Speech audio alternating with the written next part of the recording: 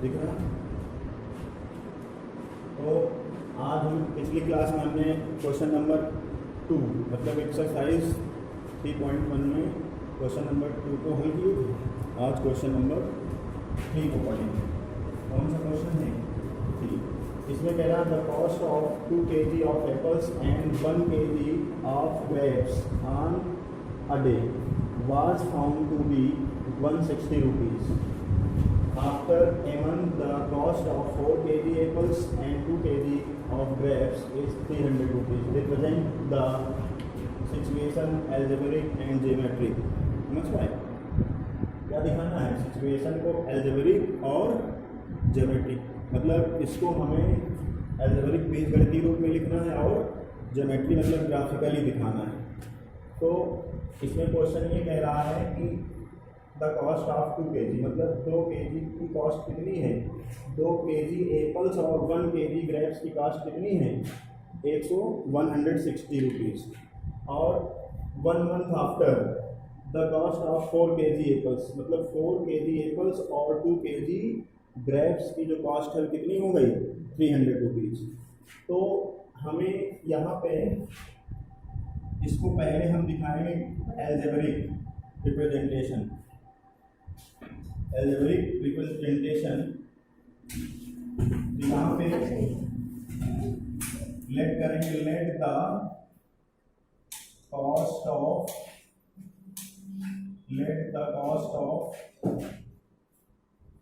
1 kg apples is equal x rupees. हमने 1 kg apples की cost क्या मान ली? x rupees. अब the cost of 1 kg grapes, उसकी कॉस्ट क्या मान ली? y rupees. ठीक है। अब हमें अकॉर्डिंग टू फर्स्ट कंडीशन में देखना है। फर्स्ट कंडीशन क्या कह रही है? फर्स्ट कंडीशन ये है कि 2 kg एप्पल्स और 1 kg ग्रेप्स कितने में फाउंड होते हैं? 160 रुपीज़ में। तो हमने अभी बताया कि 1 kg एप्पल्स का जो कॉस्ट है वो क्या है? x rupees. तो 2 kg का कितना हो जाएगा? 2x। और क्या खरीदा आपने? और एप्पल खरीदा। तो Apple 1 kg sorry grapes 1 kg, तो 1 kg ग्रेप्स का मूल्य कितना है? y। तो मैंने यहाँ पे y लिख दिया, ऐड किया। हमने कितने पैसे दिए इसको? 160। तो ये फर्स्ट कंडीशन हो, फर्स्ट इक्वेशन हो गए। अब अकॉर्डिंग टू सेकेंड कंडीशन। अब सेकेंड कंडीशन में क्या कह रहा है कि यहाँ से आफ्टर अ मंथ मतलब 1 महीने के बाद 1 month after the cost of 4 kg। भाई हर मंथ में रेट कम ज़्यादा होते रहते हैं, नहीं होते भाई रेट। कभी आलू देखो 20 रुपीज़ में मिलता है, कभी 30 में हो गया इस समय। तो हर मंथ मतलब जो कॉस्ट होती है वो कम ज़्यादा भी हो सकती है। तो वैसे इसमें कहा आफ्टर अ मंथ मतलब 1 month after the cost of 4 kg apples और 2 kg ग्रेप्स के कितने रुपए हो गए? 300 देने पड़े। तो यहाँ पे आया तो 1 kg एप्पल्स का मूल्य कितना है? x rupees. तो 4 kg का कितना हो जाएगा? 4x प्लस अब 2 kg क्या है? ग्रेप्स। तो 1 kg ग्रेप्स की कॉस्ट क्या है? y। तो 2 की कितनी हो जाएगी? 2y इज इक्वल कितने रुपए देने पड़े? 300। तो ये सेकेंड। अब हम यहाँ पे लिखेंगे हेंस, क्या लिखेंगे Rashmi? Hence algebraic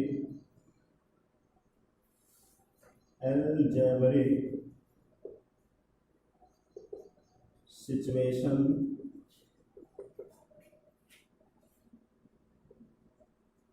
of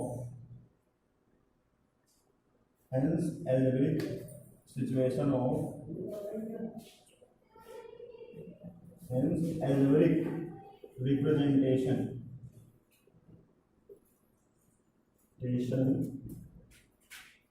of given situation.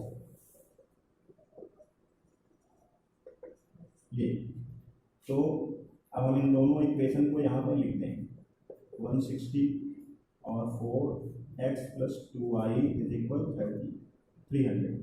ये हमारा क्वेश्चन का हाफ पार्ट हो गया।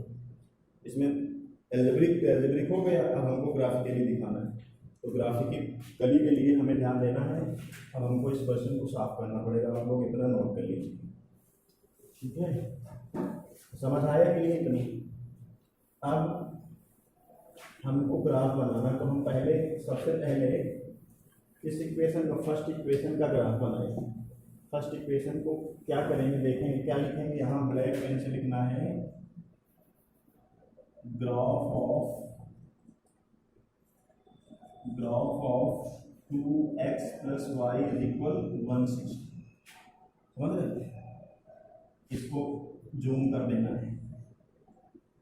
अब हमको क्या करना होगा, इस इक्वेशन को यहाँ नोट करें। तो 2x plus y equal 160, this implies, यहाँ से हम y की वैल्यू निकालें या x की निकालें? तो किसकी निकालें? हम y की निकालें। y इक्वल 160 माइनस 2x, है ना?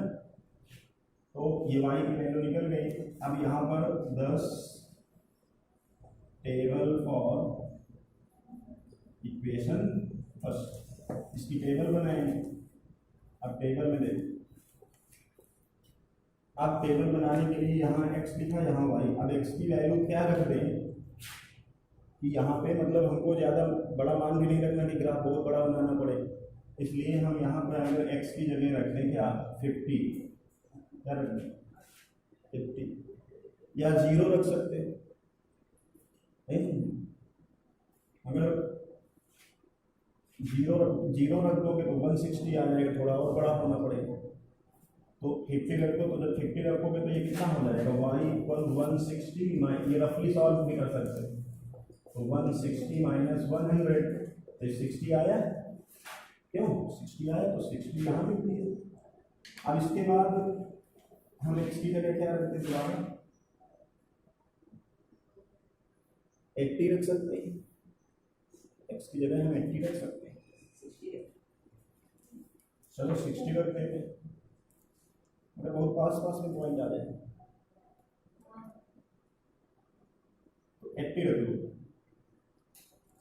समझ पाए?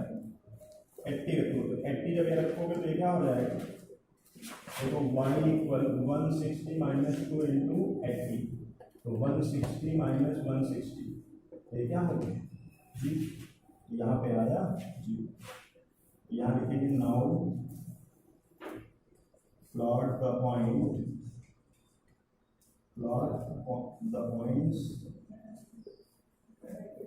A 50, 60 and B 80, 0 on the कहाँ ग्राफ पेपर,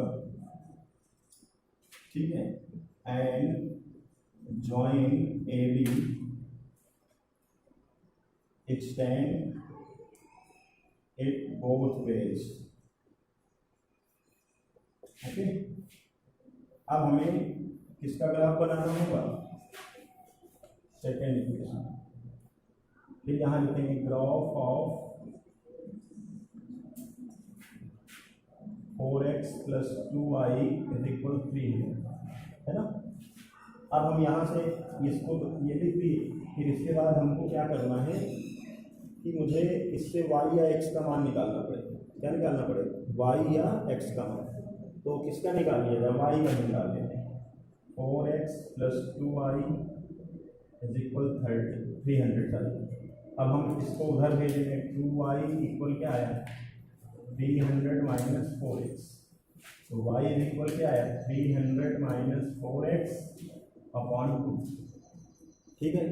अब हमें इक्वेशन सेकेंड बना। अब हमें क्या लिखना है, दस the table for equation second. तो यहाँ पे ये टेबल बनाता हूँ मैं x 1। अब x की वैल्यू क्या रखें, हमको यहाँ पे ये भी ध्यान देना होगा कि x की वैल्यू क्या रखते हैं जो 2 से डिवाइड भी हो जाए। अब x की जगह अगर मैं 40 रख देता हूँ, है ना, या 50 रख दें तो भी काम चल जाएगा। x की जगह मैं क्या रख देता हूँ 50। तो जब हमने को यहाँ रखने में इसको सॉल्व कर रहा हूँ y = 300 - 4 × 50/2। अब देखो 50 का मल्टीप्लाई 4 में करेंगे तो कितना आएगा 100 आएगा 100। अब 100 जब इसमें माइनस करोगे तो कितना बचेगा 200। सॉरी चलो 4 × 50, जब हम 50 का मल्टीप्लाई 4 में करेंगे तो क्या आएगा 200 आएगा। तो यहाँ पे 200 लिखा। अब 200 को माइनस करोगे 300 में कितना आएगा 100। 2 से कट करोगे तो क्या आएगा यानी 50/50 आएगा। ठीक है। अब x की वैल्यू क्या रख दी जाए यहाँ पे, जिससे थोड़ा बड़ा मान रख दे। 50 रखा, आप 60 रख दो, है ना, 60 रख दिया। तो यहाँ पे देखो 300 - 4 × 60/2, ये कितना हो जाएगा मल्टीप्लाई करोगे 240, कितना बचा 60, है ना। 60 को कट किया तो कितना है 30। तो इस तरह से ये हो गया। अब इसके बाद देखिए, नाउ प्लॉट द पॉइंट्स, इसको सी देना, उसमें 50,50 एंड बी जो है 60,30 on the same above graph paper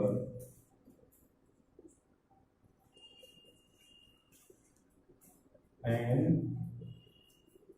join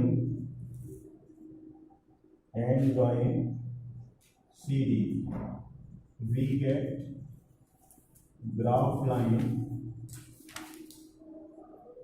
CD and extend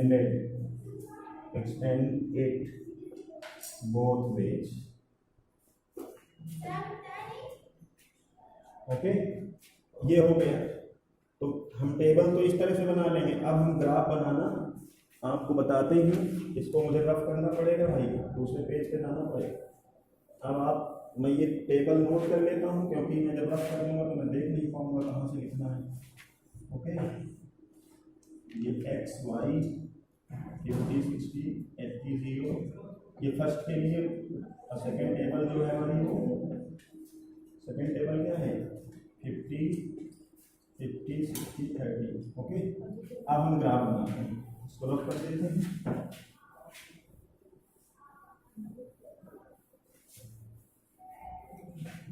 अच्छा ये बताओ वीडियो चल रहा है कि नहीं? अब देखो ग्राफ कैसे, ड्रा अ हॉरिजॉन्टल लाइन। देखो भाई मेरे पास स्केल तो है नहीं, मेरे हाथ की स्केल है। ओके, ये इसको हम क्या कहेंगे एक्स ओ, एक वर्टिकल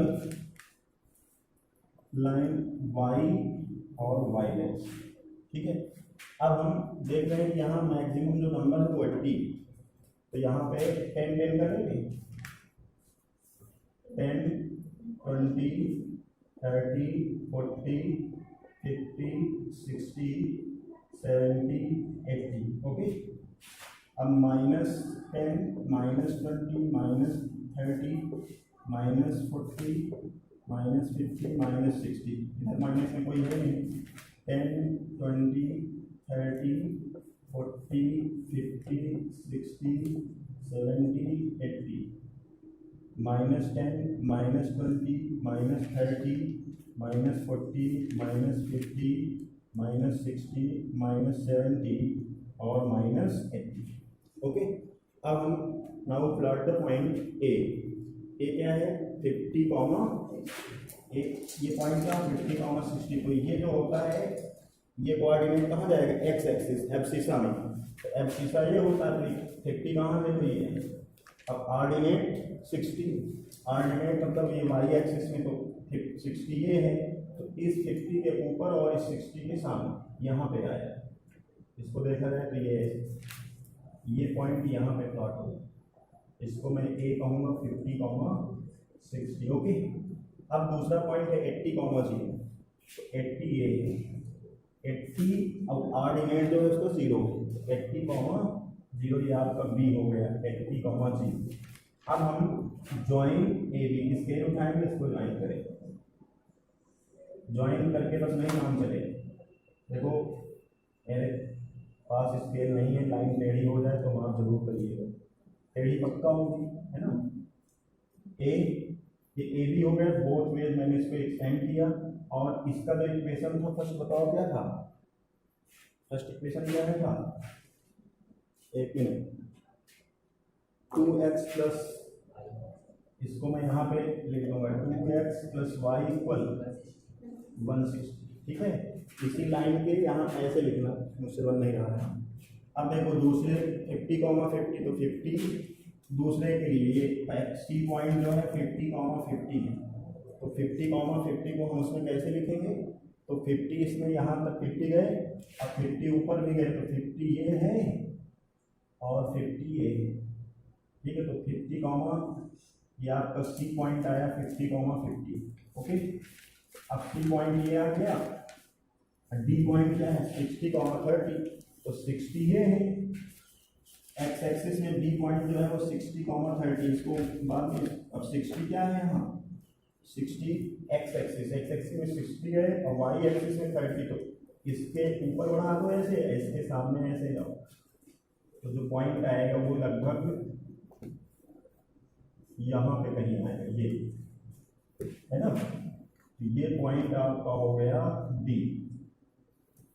डी पॉइंट कितना है 60, 30। अब इसको स्केल उठाओ, ऐसे ज्वाइन कर दो, एक्सटेंडेड बोथ वेज, मुझे लगता है पैरेलल लाइन से। ओके, तो इस तरह से इसका ग्राफ बन गया और आप लोग की एक्सरसाइज कंप्लीट हो। ओके, इसको करके उसे नोट कर लो, बंद कर दो, कंप्लीट कर दें। हाँ कंप्लीट